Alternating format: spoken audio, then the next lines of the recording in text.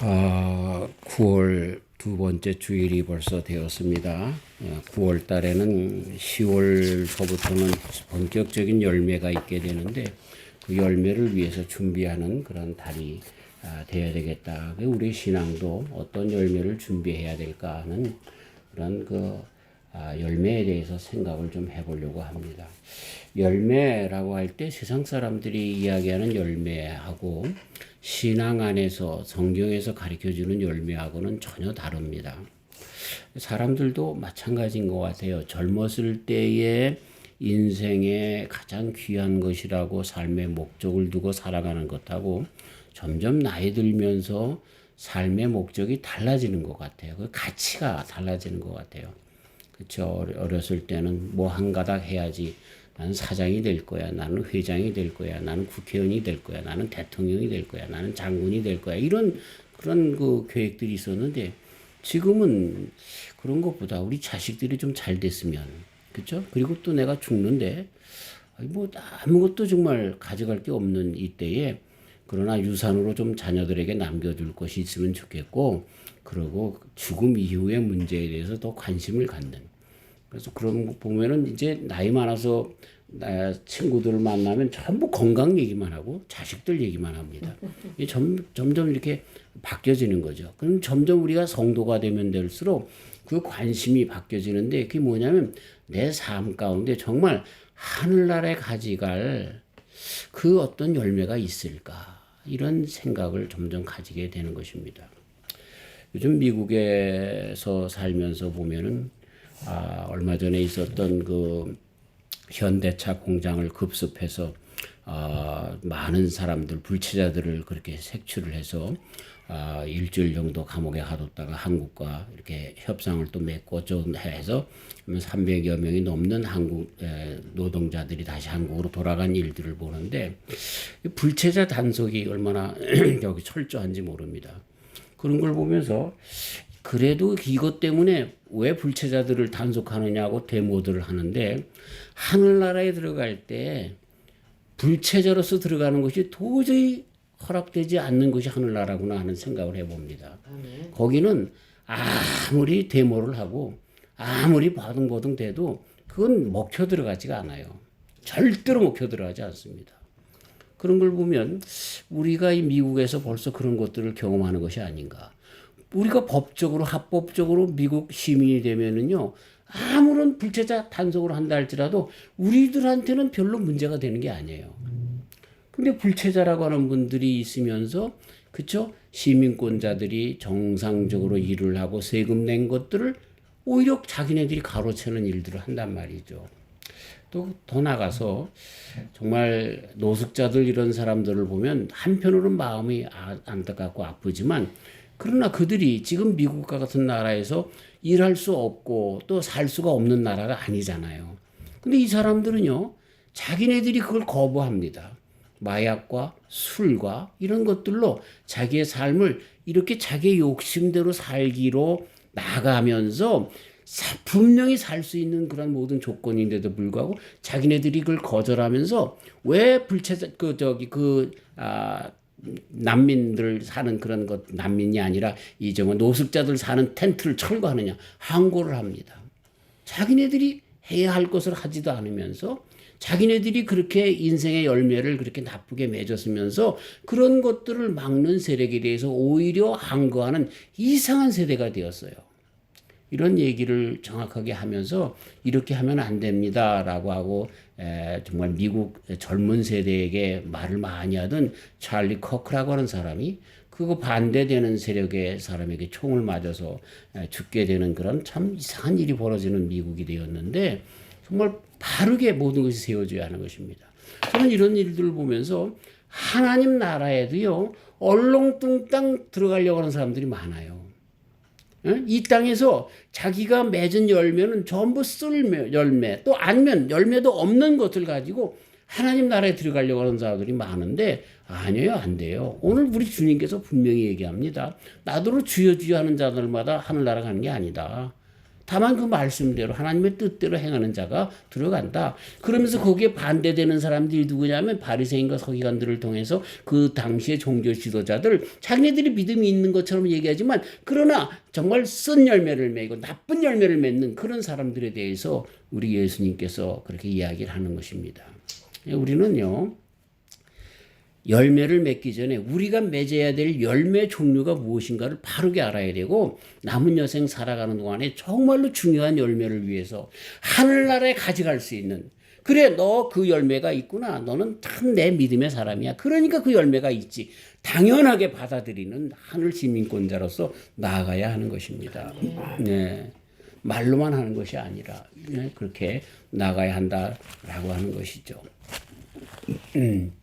우리 그렇기 때문에 성도님들이 가져야 될 열매가 있는데 그건 하나님 나라에 가져갈 수 있는 것이어야 됩니다. 하나님께. 자, 무엇을 가져갈 수 있을까요? 옛날에 피라미드에 뭐 5,000년, 3,000년 역사가 된 곳에 가보면은 그 파라오 왕들의 그 무덤에 가면 그 왕들 묻혔을 때 그 주변에다가 금도 뭐 보화들도 다 같이 묻었습니다. 그 사람들의 생각은 그들이 사후 세계에 가면 그걸 누릴 거라고 생각하고 집어넣겠죠. 그대로 다 있어요. 도굴꾼들의 수지 맞아요. 예. 그런 거 아니에요. 그런 거 아니에요. 예. 그리소스톰 순교자가 이야기한 것처럼 정말 우리가 가져야 할 열매는 하늘나라에까지 가져갈 수 있는 것이어야 된다라고 하는 겁니다. 아멘. 그렇기 때문에 정말로 잘 그것들을 예비해야 되는데 그러니까 열매라고 할 때 그 열매가 뭐냐? 그건 믿음입니다. 결국은. 자, 성경에 참 사람들이 잘못 해석하는 것 중에 대표적인 것이 뭐냐면 십자가에 달려서 죽을 때의 한 강도가 나를 좀 구원해달라고 나를 좀 그 나라에 가서 알게 해달라고 그랬더니 예수님이 그래 또 오늘 네가 나와 함께 낙원에 가 있을 것이다. 그렇기 때문에 제일 삶 가운데 수지 맞은 사람이 그 강도라는 거예요. 왜냐? 그는 강도짓 하면서 자기 욕심대로 떵떵거리고 살다가 마지막 죽는 순간에 예수 내 구주 그랬기 때문에 구원받았다는 거예요. 그건 성경으로요 얼마나 잘못 오해하는 건지 몰라요. 구원에 대해서 잘못 얘기하는 건지 몰라요. 그분이 예수님을 전에 만났으면 그 강도는 그렇게 안 살았어요. 그 얘기예요. 예수님을 믿고 구원받은 사람들의 삶은요 전과 후가 완전히 다릅니다. 새로운 피조물이 되고 그 삶에 열매가 있어요. 우리 예수님에게서는요 그 신앙 고백 가운데 저 사람이 살았으면 어떤 장래가 있었을 것이다 라고 하는 그 열매까지도 벌써 보시고 그러한 약속을 해 주실 수밖에 없는 거예요. 응? 그러니까 우리가 하늘나라에 가는 길은 예수님을 믿는 것밖에 없어요. 근데 예수님을 믿으면요 어떻게 돼요? 그 하늘나라의 구원받음이 이 삶 가운데도 나타나는 거예요. 열매를 보아 알 수가 있게 되는 그 삶을 갖게 된다라고 하는 것입니다. 우리가 가져가야 될 열매, 영원히 없어지지 아니할 열매가 우리 성도들이 갖는 겁니다. 근데 그 열매가 뭔가라고 할 때 성경의 말씀을 아주 간단하게 가르쳐주고 있어요. 특별히 요한복음 15장에서 나는 포도나무여 너희는 가지니 저가 내 안에 내가 저 안에 있으면 이 사람은 과실을 많이 맺나니 나를 떠나서는 너희가 아무것도 할 수 없음이니라. 열매가 어떻게 맺어져요? 우리가 주님 줄기가 되신 예수님에게 붙어 있으면 이 사람은 어떻게 된다고요? 과실이 저절로 열매를 맺는다라고 하는 거예요. 그러니까 예수님에게 붙어 있는 그 신앙이 끝내 열매와 연결이 자동적으로 된다라고 하는 것을 가르쳐 주는 것이죠. 열매가 없다? 그 말은 다른 말로 하면 좀 과격하게 얘기를 하면 예수님이 아직 없다는 거예요. 교회 열심히 다녀요. 신앙이 있어요. 근데 그 사람은 신앙이 있는 모습은 있지만 열매가 없다고 하면 예수님이 그 안에 아직 없다는 그런 얘기인 것입니다. 오늘 말씀이 그걸 가르쳐줘요. 그 이후에도요. 그의 열매로 그들을 알지니 가시나무에서 포도를 또는 엉겅퀴에서 무화과를 따겠느냐? 이와 같이 좋은 나무마다 아름다운 열매를 맺고 못된 나무가 나쁜 열매를 맺나니 좋은 나무가 나쁜 열매를 맺을 수 없고 못된 나무가 아름다운 열매를 맺을 수 없느니라. 아름다운 열매를 맺지 아니하는 나무마다 찍혀 불에 던지우느니라. 이런 말씀을 들으면 우리가 무슨 생각을 하게 되냐면 내가 열매 없으면 주님에게 찍혀 당하리라 이렇게 먼저 생각을 하는데 이런 게 아닙니다. 여기서 예수님이 가르쳐 주려고 하는 뭐예요?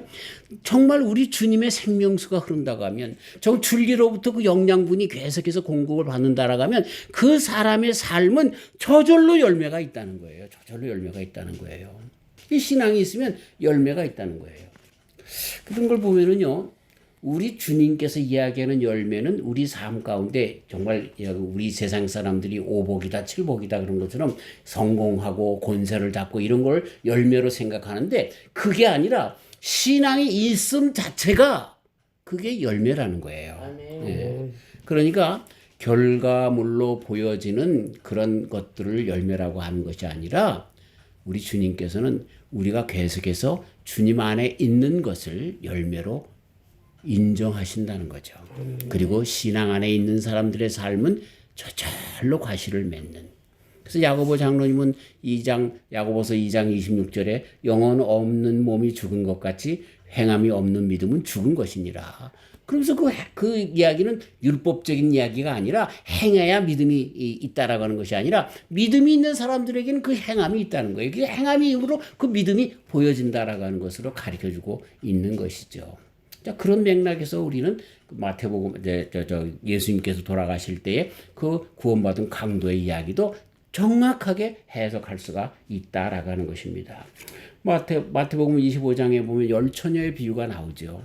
열처녀의 비유에서 슬기로운 5처녀와 미련한 5처녀의 구분은 뭡니까? 기름을 준비했느냐. 기름이 뭐예요? 성령님이에요.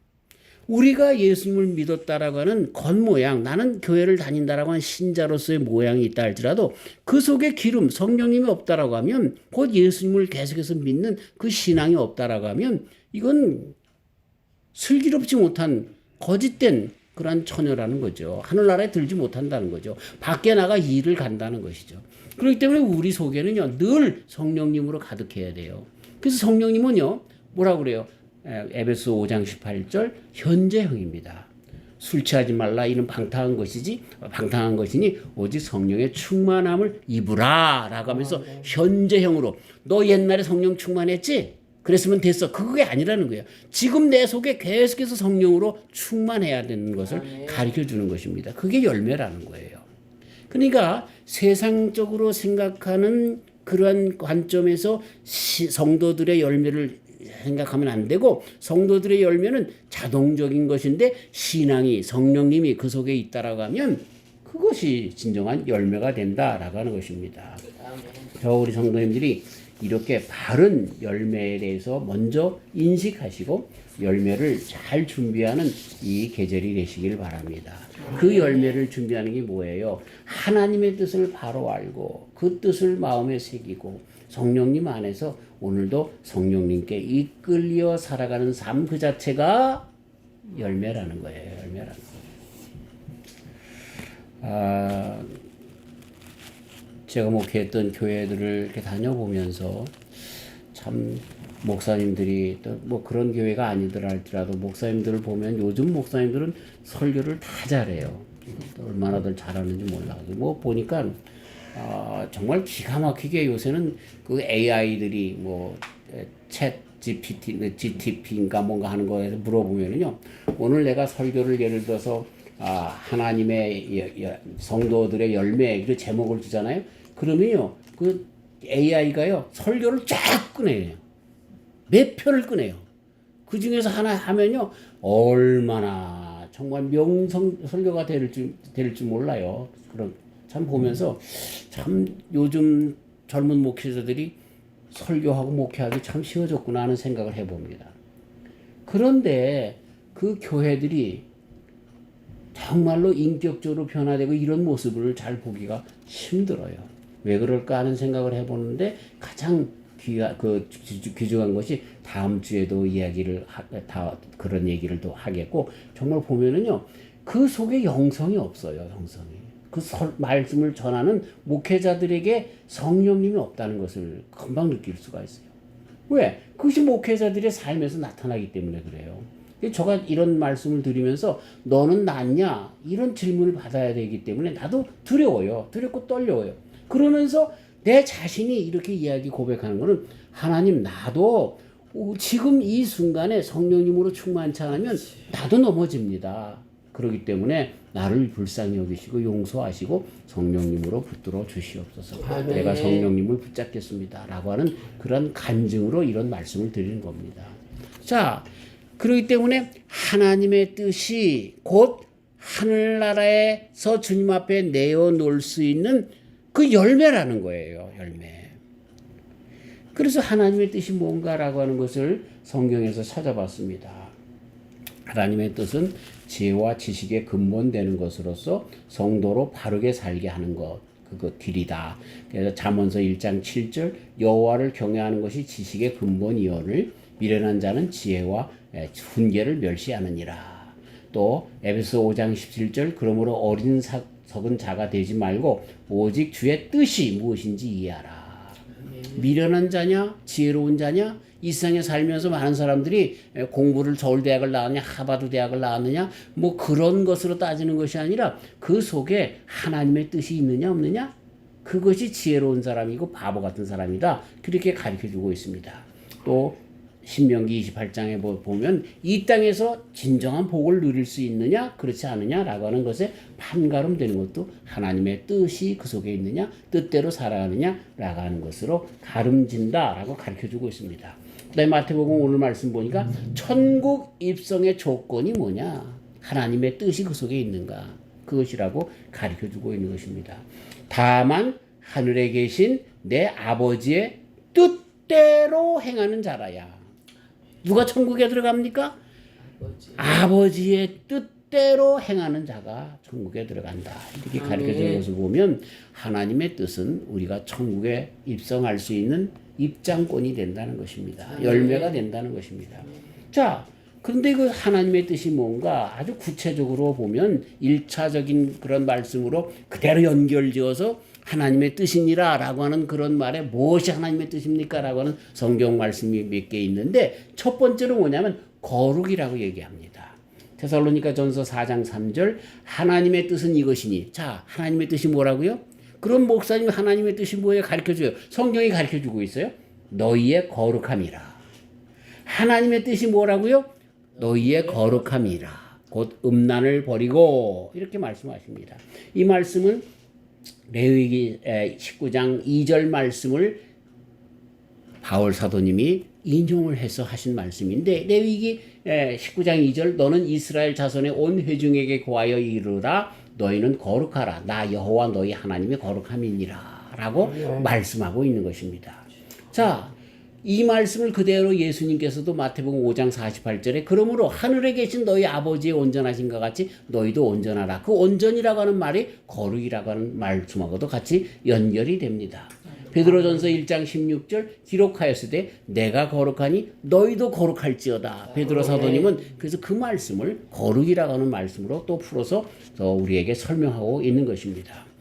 하나님의 말씀 명령, 규례, 법도 이런 것을 따르는 삶을 살아라. 이게 거룩이다. 이렇게 그리고 그것이 하나님의 뜻이다. 라고 가르쳐주고 있는 거예요.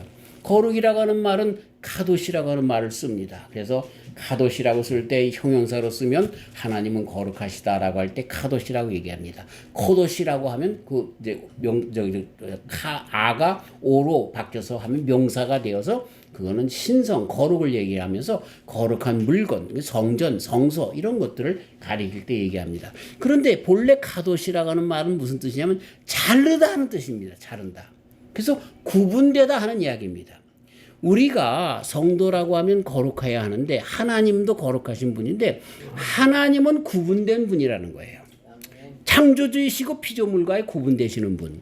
악과 선으로서 악과 완전히 구분되시는 분. 그런 뜻입니다. 그렇기 때문에 우리도 마찬가지로 거룩해야 되는데 이 거룩은 뭐냐면 세상의 그 악을 잘라버리고 선을 선택하는 그런 자들이 거룩한 자들이다. 이렇게 이야기를 하고 있는 것입니다. 물론 이렇게 이야기할 때 성적인 순결함을 1차적으로 그렇게 말씀을 하고 있어서 베드로전서 4장 1절부터 보면 그리스도께서 이미 육체 고난을 받으셨으니 너희도 같은 마음으로 갑옷을 삼으라. 이는 육체의 고난을 받는 자가 죄를 그쳤음이니 그 후로는 다시 사람의 정욕을 쫓지 말고 오직 여호와의 뜻을 쫓아 육체에 남은 때를 살게 하려 함이라. 그렇기 때문에 이 자르다, 거룩하다는 말은 육체의 정욕을 끊어버리는 것을 의미합니다. 이 다음 주 말씀입니다. 그때 더 깊이 얘기를 하고요. 어쨌든 이렇게 이스라엘 백성들에게 순결할 것을, 거룩할 것을 가르쳐 주셨을 때에 그 말씀은 뭐냐면 이방 신들을 섬기는 것이 간음이라는 얘기입니다. 하나님이 나의 삶의 가장 주인이 되셔야 되는데 그 하나님이 가장 주인이 되어서 나의 모든 것을 전적으로 주님에게 쏠리게 모든 것을 선택하며 의지하며 살아가야 할 것인데 이방 신들, 바알과 아세라, 농사의 신들이고 우리의 육신에 복을 주시는 이런 욕심을 따라서 모든 것을 내려주시는 그러한 신들을 찾아가서 마치 바울 사도님이 디모데후서에서 사람들이 정말 그 욕심에 극대화되어서 귀가 가려워서 많은 스승을 둔다라고 표현한 것처럼 이 욕심에 따라서 사람들이 자꾸만 모든 걸 세우는데 이걸 잘라버리는 거, 육신의 정욕을 끊어버리는 거, 이것이 순결이다. 이것이 정말로 거룩이다. 이렇게 가르쳐주고 있는 것입니다. 그러면서 자기 아내만을 사랑할 줄 아는 그러한 혼전 그런 뭐랄까요, 순결함, 그 결혼의 순결함 이런 것들도 거기에서 구체적으로 가르쳐 주는 것을 이야기하고 있는 것이죠. 자, 이런 거룩은 하나님의 뜻이 뭐냐? 우리가 거룩한 겁니다. 거룩한 것이 뭐예요? 하나님만을 의지하려고 하는 거. 하나님만을 우상을 섬기지 않는 거, 간음하지 않는 거. 이런 것들을 거룩이라고 가르쳐주고 있고 그리고 그 거룩이 하나님의 뜻이라고 가르쳐주고 있고 그 거룩이 바로 우리가 맺어야 할 열매인 것을 우리가 가져야 할 열매인 것을 가르쳐주고 있는 것입니다. 그 다음에 거룩의 그 하나님의 뜻이 뭔가라고 하는 것을 아주 쉽게 가르쳐준 것이 있어요. 데살로니가전서 5장 16절부터 있는 말씀이죠. 우리가 잘 아는 것처럼 항상 기뻐하라, 쉬지 말고 기도하라, 범사에 감사하라. 이는 그리스도 예수님 안에서 너희를 향하신 하나님의 뜻이니라. 하나님의 뜻이 뭐라고요? 항상 기뻐하고 쉬지 말고 기도하고 범사에 감사하는 거, 그게 하나님의 뜻이라는 거예요. 우리 그 손주 녀석이 태어났는데, 동우가 태어났는데요. 그 녀석이 소리나서 깔깔깔깔 웃는데 우리들에게 그걸 다 보면서, 나 그걸 보면서 얼마나 웃는지 몰라요. 내가 얼마나 기쁜지 몰라요. 우리 하나님이 그런 모습이 아닐까 하는 생각을 해봐요. 내가 늘 얼굴에 내천자를 그리고 하나님 이것도 없어요, 저것도 없어요, 이런 고민이 있어요, 저런 고민이 있어요, 맨날 울상이 돼서 있다가 그래 하나님을 만나라. 좋을 때는 정말 잘 나갈 때는 벤츠를 타고 쭉쭉 다닐 때는 아무런 생각 없이 그냥 자기가 잘나서 그런 것 같다가 그런 사업이 망치고 부도나고 이렇게 코인이 안 되고 증권이 떨어지고 그럼 그때서야 하나님 어떻게 해요? 그거를 싫어한다는 거예요. 그거를. 그럴 때도 물론 하나님은 그럼에도 불구하고 찾아오는 그가 좋아서 아들이기 때문에 만나보려고 그러기 때문에 그걸 아마 좋아하는지 모르지만 그러나 하나님이 좋아하시는 모습은 뭐예요? 항상 되고 하나님 앞에 웃는 거예요. 쉬지 않고 기도하는 거예요. 범사에 감사할 줄 아는 거예요. 그 모습이 얼마나 하나님 앞에 귀하게 여기는 모습일까. 맨날 우리는 잘못 생각을 해요. 기도만 하면 그냥 눈물을 쪽쪽 끓이고 하나님 원통해요. 하나님 왜 이러니까 나에게 이런 일이 없는지 몰라요. 그게 아니라 하나님 감사해요. 하나님 정말로 기뻐요. 그때 그렇게 하나님이 도와주셨군요. 하나님 정말 지금 생각해 보니까 그때 하나님이 안 계셨으면 난 큰일 날 뻔했어요. 오다가 오늘 층계로 오르다가 우리 선생님하고 얘기하다가 그런 얘기를 했어요. 내려갈 때가 더 운동이 되는데 선생님은 그 내려갈 때 바르게 내려가기 위해서 옆으로 내려가신다는 거예요. 그런 얘기를 하는데 내가 옛날에 대학생 때에 그 야외로 인왕산을 갔는데 인왕산에 그 바위산이 높은 데가 있어요. 아주 거의 60도 되는 그런 바위 돌이 있는데 그걸 내가 위에서 모르고 뛰어내려왔어요. 거기서 잘못해서 넘어졌으면 나 그때 갔어. 그때 하나님께서 나를 그냥 이렇게 잡아주셨구나 하는 생각이 딱 나더라고요. 우리의 삶 속에요. 얼마나 내가 모르는 시절 가운데 우리 하나님께서 나를 그렇게 정말 붙잡고 계셨는지 몰라요. 그러니까 얼마나 감사한지 몰라요.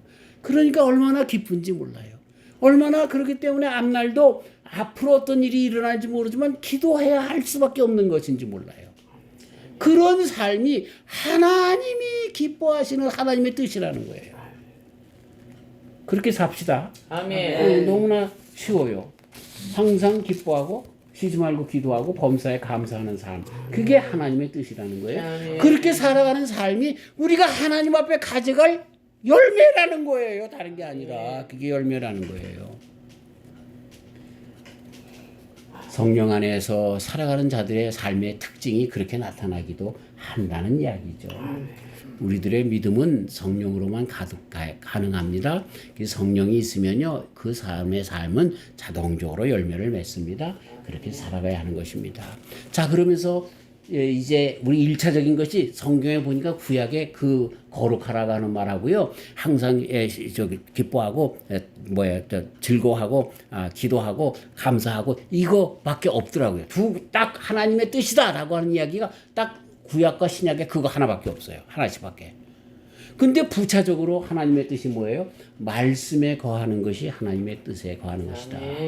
그래서 요한복음 8장 31절 너희가 내 말에 거하면 참 내 제자가 되고, 또 시편 143편 10절 주는 나의 하나님이시니 나를 가르쳐 주의 뜻을 행케 하옵소서. 주의 뜻이 뭐냐? 말씀인 것을 가르쳐주고 있습니다. 또 그렇기 때문에 말씀이 하나님의 뜻인 것을 가르쳐주고 말씀에 거하는 삶이 곧 열매를 맺는 삶인 것을 가르쳐주고 있습니다. 그 다음에 하나님의 뜻이 있는데 그것은 하나님 사랑과 이웃 사랑이 하나님의 뜻인 것을 가르쳐주고 있습니다. 그 말씀에 아주 그 말씀을 추약해서 뭐라고 얘기할 수 있겠습니까? 물어보았더니 예수님께서 뭐라 가르쳐줘요? 하나님을 사랑하고 네 이웃을 네 몸과 같이 사랑하라. 그게 모든 계명 말씀의 요약이다. 가르쳐주고 계시잖아요. 그래서 예수님께서 가라사대 내 마음을 다하고 목숨을 다하고 뜻을 다하여 주 너의 하나님을 사랑하라 하셨으니 이것이 첫째 되는 계명이요 둘째는 그와 같으니 첫째와 둘째가 서로 같다는 거예요. 내 이웃을 내 몸과 같이 사랑하라 하셨으니 그것이 바로 하나님의 뜻이다. 이웃을 사랑하고 하나님을 사랑하는 것, 그게 하나님의 뜻이라는 거예요. 사람이 요한복음 14장 23절 사람이 나를 사랑하면 내 말을 지키리니 내 하나님께서 저를 사랑하실 것이요 우리가 저에게 와서 거처를 저와 함께 하리라. 나를 사랑하지 아니하는 자는 내 말을 지키지 아니하나니 너희의 듣는 말은 내 말이 아니요 나를 보내신 아버지의 말씀이니라. 우리가 하나님의 뜻을 알고 하나님의 말씀을 전하고 산다 할지라도 이렇게 하나님을 사랑하고 이웃을 사랑하는 마음이 없다고 하면 그건 가짜라는 겁니다. 가짜라는 겁니다. 사랑하지 못한다라고 하면 과연 내가 하나님의 사람인가, 말씀이 내 속에 있는가를 다시 한번 생각을 해봐야 한다는 거죠. 네. 계명 완수와 진정한 계명 실천의 근본으로서 참 진리의 행함의 판단 기준이 된다는 거죠. 그 말씀 우리가 꼭 잊어버리고서 나가야 한다라고 하는 것입니다. 말씀을 행하고 순종과 충성을 다함에 있어서 끝까지 나아가는 인내를 가지고 살아가는 그 삶 자체가 그것이 열매가 되는 거예요. 세상 사람들이 얘기하는 열매는 돈으로 나타나기도 해요. 권세로 해서 뭐 회장도 되고 국회의원도 되고 대통령이 되는 걸로 나타나기도 해요. 그러나 하나님께서 보시는 열매는 아직도 내 속에 하나님의 뜻을 간직하고 있는가? 성령님이 거하시는가? 그게 열매로 바라보시는 거예요. 하늘나라 문 앞에 섰을 때에 표줘. 그럴 때 많은 사람들이 나는 부자로 살았어요. 나는 대통령 했어요. 그걸로 안 통한다는 거예요. 나는 수만 명의 모이는 교회의 목사였어요. 그게 안 통한다는 거예요. 무엇이 통한다는 거예요? 내 속에 계신 성령님이 아직도 그 속에 계시면 알아서 열어주시는 거예요. 알아서. 그게 열매예요. 우리의 열매. 근데 이 사람은 저절로 과실을 많이 맺게 돼 있어요. 그 주변에 주님의 그 삶이 그대로 나타나서 하나님을 사랑하고 이웃을 사랑하는 삶 속에서 나타나는 놀라운 그러한 하나님께서 좋아하실 만한 열매들이 주렁주렁 열린다는 거예요. 참 믿음이라고 하는 단어는 피스티스입니다. 이 피스티스라고 하는 말은 다른 말로 충성이라고도 번역이 됩니다. 그 상황에 따라서 어떤 때는 믿음으로 어떤 때는 충성으로 그만큼 믿음이라고 하는 말은 믿음이라고 하는 것을 끝나는 것이 아니라 충성으로 나타날 수밖에 없는 것이고 그리고 그것이 모든 것을 그 충성이라고 하는 건 언제나 항상이라고 하는 충성이라고 하는 말은 노가 없는 거예요. 어느 상황 어느 형편에 있든지 간에 항상 하는 그 삶을 충성이라고 얘기하는데 그렇기 때문에 인내가 그 안에 그 단어 속에 내재되어 있는 거죠. 이런 사람들은 그래서 우리 주님 앞에 정말로 온전히 열매로 그렇게 내어 보여질 수가 있다라는 것입니다. 사랑하는 성도 여러분, 하나님의 말씀, 하나님의 뜻 그대로 살아가는 저와 우리 성도님들이 되어야 될 것인데 그렇게 될 때 우리 히브리서 10장 36절 말씀처럼 너희에게 인내가 필요하면 너희가 하나님의 뜻을 행한 후에 약속을 받기 위함이라 이렇게 우리에게 정말 위로의 말씀과 힘 있는 말씀을 주시는데 그때 우리 위로를 받을 때까지 끝까지 인내하고 충성하면서 그렇게 말씀 속에서 나가는 거예요. 그러니까 성령님은 우리들에게 늘 줄기차게 함께 하시는 거예요. 언제까지? 영원토록이요. 천국에 들어가서 끝나는 것이 아니라 우리가 영원토록 살아갈 수 있는 것은 하나님은 영원하시기 때문에 성령 하나님이 영원하신 그분이 나와 함께 하시기 때문에 우리는 영원토록 살아가는 거예요. 네, 그렇게 저와 우리 성도님들이 살아가시길 주의 이름으로 축원합니다. 말씀을 마칩니다. 우리가 준비해야 될 열매가 뭐예요? 그 열매는요 세상의 열매가 아니에요. 하나님의 뜻을 따라 살아가는 그 삶 자체가 열매가 된다는 거예요. 아멘. 좀 어려워요. 이게 어려워요. 그렇지만 그런 것들에 너무 그렇게 우리는 연연하지 말자는 거예요. 우리가 신앙인들이 참 잘못하는 것이 있어요. 과거에 내가 잘한 것들을 자랑해요.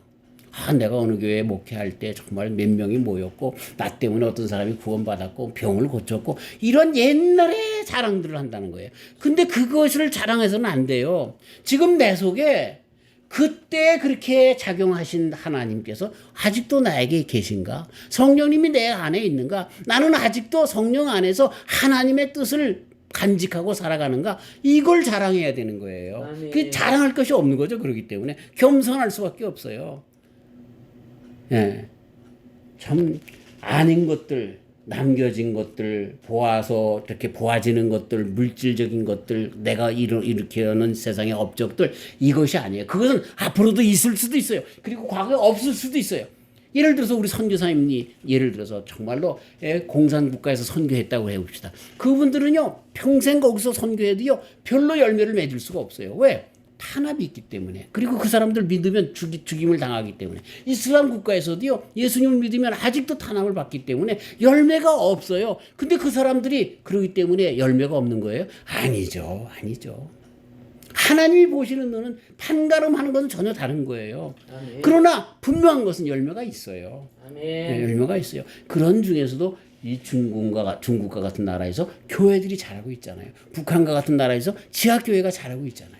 이런 것이 우리에게 열매가 되는데 그럼에도 불구하고 그것이 우리의 자랑이 되고 열매라고 자랑하지 말자는 거예요. 내 속에 아직도 성령님이 계신가 이것만을 자랑해야 된다는 거예요. 예. 그리고 성령님을 간직하기 위해서 늘 우리는 회개하고 깨끗하게 하고 주님의 보혈을 다시 의지하고 성령님을 모셔드리는 삶을 살아가야 한다라는 것입니다. 하나님의 뜻을 따라서 살아가는 내 삶의 모습이 열매예요. 그것이 열매예요. 예. 정말 일생 중에 현상으로 어떤 때 나타나 보일 수도 있고 보이지 않을 수도 있어요. 정말 지난주에 가서 포문학교에 가서 우리 옛날 권사님 만났을 때 저도 깜짝 놀랐어요. 내가 그렇게 훌륭한 목사님 몰랐어요. 네? 새벽 3시에 손들고 너 하나님께 이끌리어 일평생 주를 바라며 그 찬송을 정말 몰래 그렇게 새벽기도 3시에 하나님 앞에 기도하기 위해서 오신 그 권사님에게 그렇게 큰 은혜가 되어서 지금도 믿음의 사람이 됐는지 몰라요. 모르겠어요. 그런 역사에 내가 그런 사람이라고 자랑할 필요 없어요. 그런 일들은 앞으로도 있을 수 있어요. 그러나 내가 자랑할 수 있는 것은 자랑한다는 것보다 하나님 앞에 정말로 의지하고 고백할 수밖에 없는 것은 주님 나는 지금도 성령님이 필요합니다. 이것밖에 없는 거예요. 아멘. 그러면 과거에 그런 일들이 있었던 것처럼 앞으로도 그런 일들이 있을 수 있어요. 그것이 그러나 열매가 아니라 내 속에 있는 것이 열매다라고 하는 것을 가르쳐 주는 것입니다. 하나님께서 아브라함에게 약속을 주셨죠. 근데 아브라함에게 주신 약속은요. 떵떵거리고 가나안 땅에서 사는 것으로 나타나지 않았어요. 그러나 어디서 죽었어요? 천막에서 죽었어요. 아파트에서 죽지 않았어요. 예? 어떤 뚜렷한 어떤 세상에 그런 뭐 아름다운 그런 그 궁전에서 죽지 않았단 말이에요.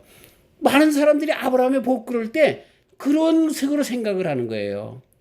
아파트 맨션에서 그렇게 최후를 맞췄는 것으로 그렇게 생각하는데, 그러나 하나님께서 아브라함에게 주신 복은 뭐예요? 그 후손들에게 주시는 430년 후에 다시 나와서 정말 가나안 땅을 정복하며 살아갈 그 복, 이런 것들을 아브라함에게 주셨는데, 그것을 아브라함은 자기에게 일어나든 안 일어나든 그것을 믿고 끝까지 나간 것이 아브라함에게 복이고 열매라는 거예요. 아멘. 네. 저와 우리 성도님들 이렇게 살아가시길 주의 이름으로 축원합니다. 아멘. 하늘나라의 창고에 축적되는 것만이 그게 정말 열매라고 그랬는데, 그건 우리의 일차적으로 거룩함이고, 그리고 하나님 앞에 우리가 서게 될 때 하나님이 기억하는 건 뭐라고요? 하나님 앞에서 늘 빵긋빵긋 웃어주는 우리의 모습, 동우의 모습처럼 그렇게 하나님 앞에 웃어줬던 모습, 우리가 늘 기도했던 모습, 그리고 우리가 늘 하나님 앞에 감사했던 모습이 하나님께서 기억하시는 열매라는 거예요. 아멘. 그런 열매를 맺으면서 주님 나라에까지 잘 나가는, 주님과 끝까지 동행하기 때문에 이 열매로 주님에게 기쁨이 되는 저와 우리 성도님들 되시기를 주님의 이름으로 축원합니다. 아멘. 하나님 감사합니다. 열매가 무엇인지 가르쳐 주셔서 너무너무나 감사합니다. 아멘. 저는 주의 종으로 살면서 이 세상에 열매가 별로 없습니다. 세상 사람들이 자랑하는 돈이 없습니다. 그렇다고 살아갈 집도 없습니다. 그런데도 참 감사합니다. 그때그때마다 주님의 뜻이 무엇인지를 따라서 결단하고 또 교회에 헌금하며 그렇게 살아올 수 있도록 하여 주셔서 너무나 감사합니다. 그러나 주님, 그럼에도 불구하고 내 심령 가운데 하나님 앞에 두려운 것은 혹여나 나의 지난날의 이런 모든 것들 때문에, 업적 때문에 자랑할까 봐 겁이 납니다. 하나님, 내 속에 그럼에도 불구하고 지금 성령님이 빠져나가지는 않았는가, 그것 때문에 두렵습니다. 주님, 회개하오니 그리스도 예수님의 보혈의 피 가운데 구원받은 종이 끝까지 성령님을 부여잡고 성령님 안에서 항상 기뻐하고 쉬지 말고 기도하며 범사에 감사하면서 그것이 주님 앞에 내보이는 그런 천국의 입장권이요 열매가 되어서 주님의 칭찬을 받는 그런 삶을 계속해서 행하게 하여 주시옵소서. 귀한 말씀 주심을 감사하오며 예수님의 이름으로 기도하옵나이다. 아멘.